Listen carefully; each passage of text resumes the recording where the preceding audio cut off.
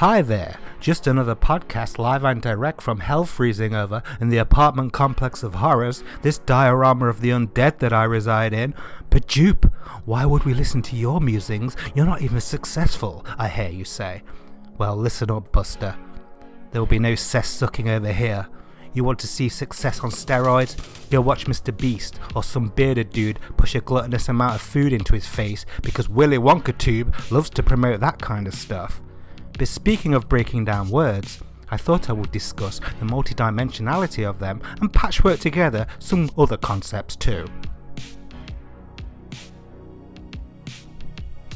We obviously think in images, symbols, and whatever language we're born into.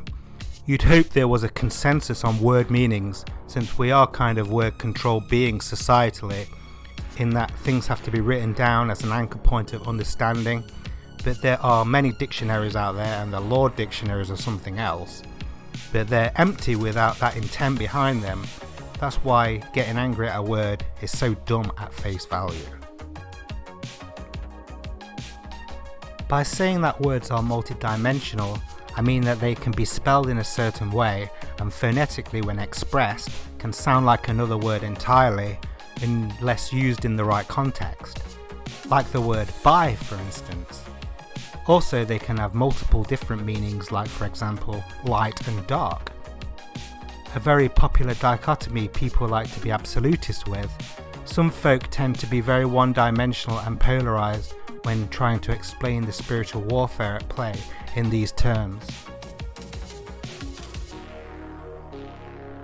Like light equals good and dark equals evil. Light also has many different meanings to it. It can mean creating visibility, or it can mean a very intelligent intellect, a bright creative mind say. The word brilliance springs to mind.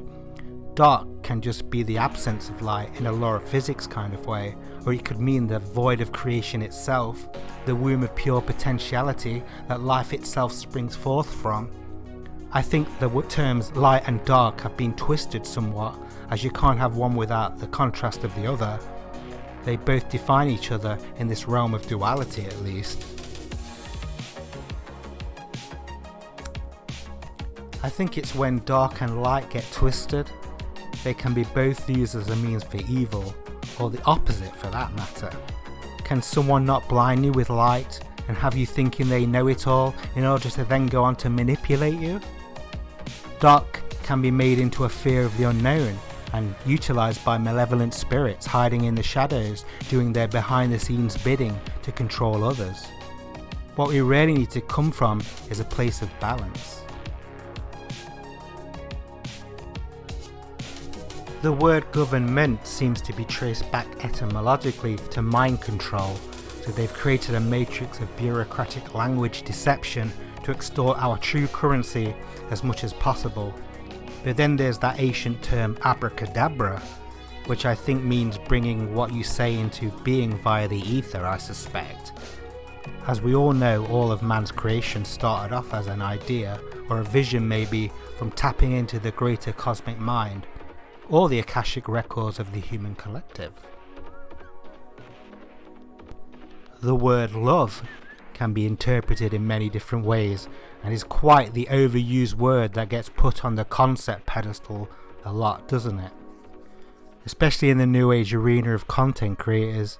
I mean, if the word love is so great, then why do you have to put the words unconditional or infinite in front of it in order for it to make sense in that all-encompassing universal spiritual way?